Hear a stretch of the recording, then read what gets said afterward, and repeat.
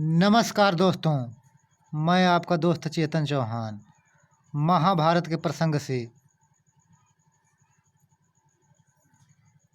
अमृत के लिए गरुड़ की यात्रा और गज कच्छप का वृत्तांत सुनाने जा रहा हूँ। इसके लिए चैनल को सब्सक्राइब, लाइक एंड शेयर करें। इस तरह से आगे की कथा को मैं विस्तार से सुनाऊंगा। उग्र श्रवा जी कहते हैं, शौनक आदि ऋषियों, सर्पों की बात सुनकर गरुड़ ने अपनी माता विनता से कहा, माता मैं अमृत के लिए जा रहा हूँ। उसके पहले मैं यह जानना चाहता हूँ कि वहाँ खाऊंगा क्या। विनता ने कहा, बेटा समुद्र में निषादों की एक बस्ती है, उन्हें खाकर तुम अमृत से ले आओ। एक बात का स्मरण रखना, ब्राह्मण का वध कभी मत करना। वे सबके लिए अवैध हैं। गरुड़ जी माता जी की आज्ञा के अनुसार उस द्वीप के निषादों को खाकर आगे बढ़े। गलती से एक ब्राह्मण उनके मुंह में आ गया, जिससे उनका तालू जलने लगा। उसे छोड़कर वे कश्यप जी के पास गए। कश्यप जी ने पूछा, बेटा तुम लोग सकुशल तो हो? आवश्यकता अनुसार भोजन तो मिल जाता है न? गरुड़ जी ने कहा, मेरी माता सकुशल है, हम भी आसानंद हैं। यथेष्ट है, भोजन न मिलने से कुछ दुख रहता है। मैं अपनी माता को दासीपन से छुड़ाने के लिए सर्पों के कहने पर अमृत लाने के लिए जा रहा हूँ। माता ने मुझे निषादों का भोजन करने के लिए कहा था, परंतु उससे मेरा पेट नहीं भरा। अब आप कोई ऐसी खाने की वस्तु बताइए जिससे खाकर मैं अमृत ला सकूं। कश्यप जी ने कहा, बेटा यहाँ से थोड़ी दूर पर एक विश्वविख्यात सरोवर है, उसमें एक हाथी और एक कछुआ रहता है। वे दोनों पूर्व जन्म के भाई परंतु एक दूसरे के शत्रु हैं। वे अब भी एक दूसरे से उलझे रहते हैं। अच्छा, उनके पूर्व जन्म की कथा सुनो। प्राचीन काल में विभावसु नामक एक बड़े क्रोधी ऋषि थे। उनका छोटा भाई था बड़ा तपस्वी सुप्रतीक। सुप्रतीक अपने धन को बड़े भाई के साथ नहीं रखना चाहता था। वह नित्य बंटवारे के लिए कहा करता। विभावसु ने अपने छोटे भाई से कहा, सुप्रतीक, धन के मोह के कारण ही लोग उसका बंटवारा चाहते हैं और बंटवारा होने पर एक दूसरे के विरोधी हो जाते हैं। तब शत्रु भी उनके अलग अलग मित्र बन जाते हैं और भाई भाई में भेद डाल देते हैं। उनका मन फटते ही मित्र बने हुए शत्रु दोस्त दिखा दिखाकर बैर भाव बढ़ा देते हैं। अलग अलग होने से तत्काल उनका अधः पतन हो जाता है, क्योंकि फिर वे एक दूसरे की मर्यादा और सौहार्द का ध्यान नहीं रखते। इसी से सब सत्पुरुष भाइयों के अलगाव की बात को अच्छी नहीं मानते। जो लोग गुरु और शास्त्र के उपदेश पर ध्यान न देकर परस्पर एक दूसरे को संदेह की दृष्टि से देखते हैं, उनको वश में रखना कठिन है। तुम भेदभाव के कारण ही धन अलग करना चाहता है, इसलिए जा तुझे हाथी की योनि प्राप्त होगी। सुप्रतीक ने कहा, मैं हाथी होऊंगा तो तुम कछुआ होगे। गरुड़ इस प्रकार दोनों भाई धन के लालच से एक दूसरे को साथ देकर हाथी और कछुआ हो गए हैं। यह पारस्परिक द्वेष का परिणाम है। वे दोनों विशालकाय जंतु अब भी आपस में लड़ते रहते हैं। हाथी 6 योजन ऊंचा और 12 योजन लंबा है। कछुआ 3 योजन ऊंचा और 10 योजन गोल है। वे मतवाले एक दूसरे का प्राण लेने के लिए उतावले हो रहे हैं। तुम जाकर उन दोनों भयंकर जंतुओं को खा जाओ और अमृत ले आओ। देखिए भक्तों, जब इतने विशाल हाथी और कछुआ हैं तो गरुड़ जी कितने विशाल रहे होंगे, इसी से अंदाज़ा लगाया जा सकता है।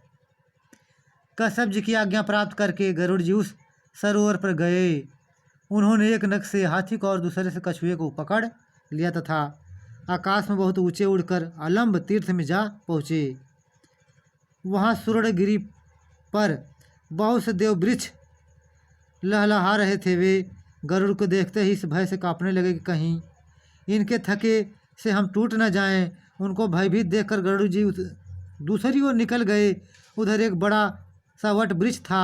वट वृक्ष ने गरुड़ जी को मन के वेग से उड़ते देखकर कहा कि तुम मेरी 100 योजन लंबी शाखा पर बैठकर हाथी और कछुओं को खा लो। जब ही गरुड़ जी उसकी शाखा पर बैठे तो ही वह चरचरा कर टूट गई और गिरने लगी।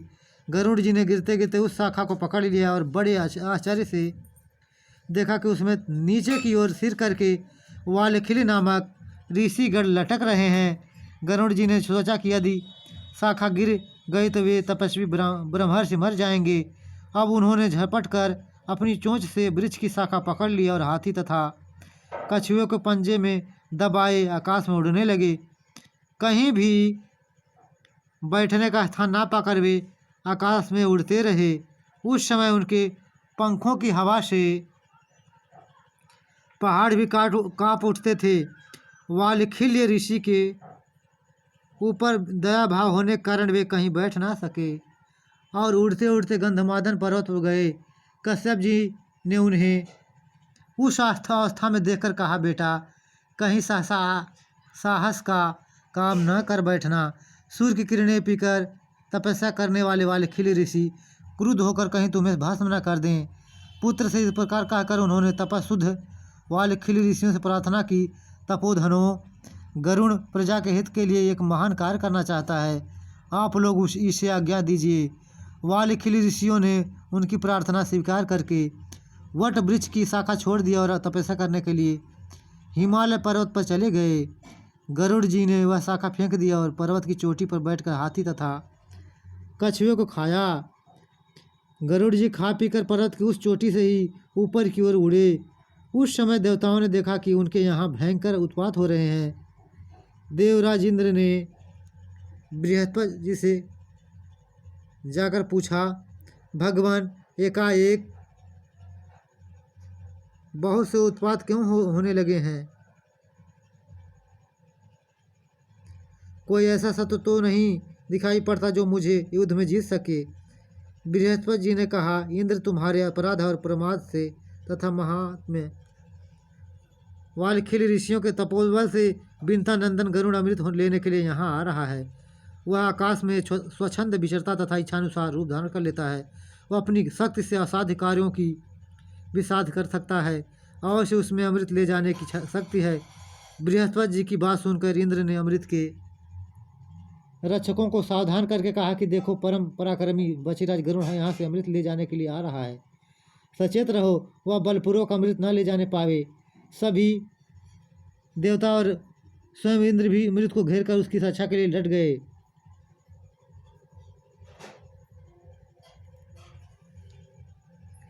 गरुड़ ने वहां पहुंचते ही पंखों की हवा से इतनी धूल उड़ाई कि देवता अंधे से अंधे हो गए। वे धूल से ढककर मुंह से बन गए। सभी रक्षक आंखें खराब होने से डर गए। वे एक क्षण तक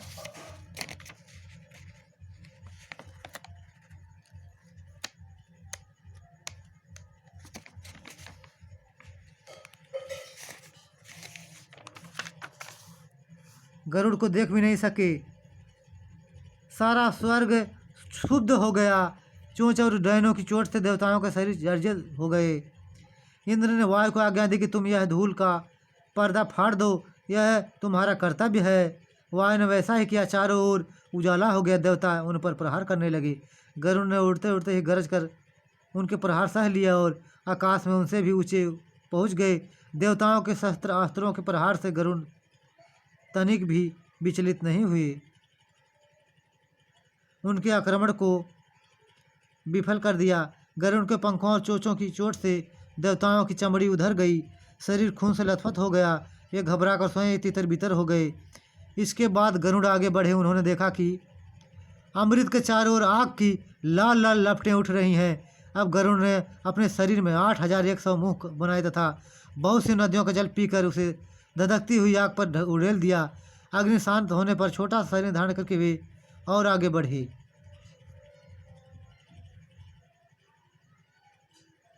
आज का भाग यहीं तक।